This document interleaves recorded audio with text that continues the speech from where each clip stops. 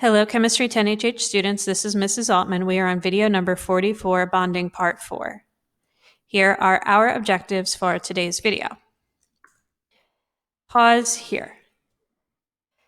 So the whole purpose of everything that we've been doing up until this point is such that we can predict the molecular geometry and 3D shape of molecules. There are many, many, many applications to this. The one that you've probably heard about in biology would be that you have enzymes that have to bond with things that have a certain bond angle to them.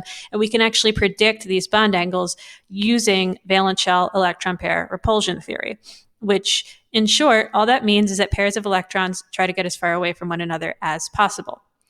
Before we can actually jump into molecular geometry and shape, we have to define something called an area of electron density, which is just the number of bonds plus the number of lone pairs, and that is going to determine the geometry.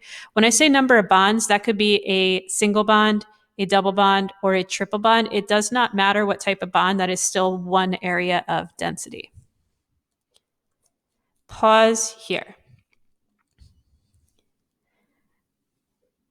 All right, I'm going to wait about 5 seconds and then say the answer out loud. Carbon tetrahydride CH4, also called methane. This has 4 areas of density. It has 4 bonds, 0 lone pairs, 4 areas of density. Ammonia, NH3, that has also 4 areas of density. I've got 3 bonds and 1 lone pair, so that is a total of 4 areas of density. Carbon dioxide has 2 areas of density. It has 2 bonding regions. Even though they are double bonds, each double bond only counts as 1 area of density. That has 2 areas of density.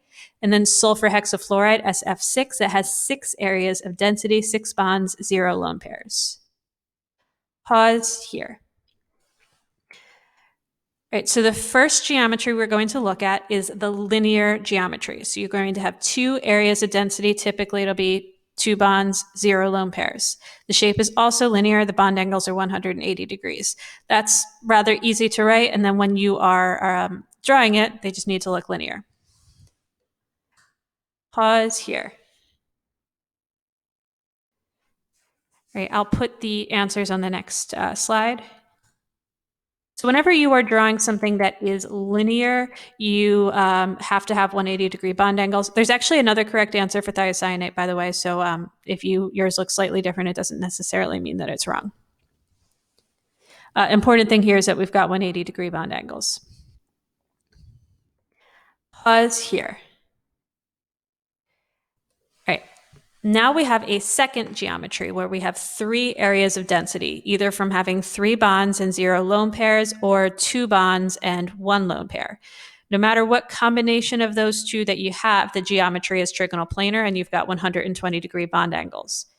There's also something called a shape, and a shape takes into account the fact that we actually have non-bonding electrons, and those electrons are not, a part of bonding. So whenever you don't have any lone pairs, the geometry and the shape are the same. So the structure on the left, that's trigonal planar geometry, trigonal planar shape. But the one on the right, even though it has a trigonal planar geometry, it has a bent shape. And if you look at it, it looks bent. Still 120-degree bond angles, more or less. We'll talk about some subtleties of that later. Pause here. Right, I'll put the answer on the next page. Right, so both of these have a trigonal planar geometry. Boron trihydride, that has a trigonal planar shape, and sulfur dioxide has a bent shape. It's important that these bond angles look to be approximately 120 degrees. Right, that is all for today's video. Thank you so much for watching and have a great night.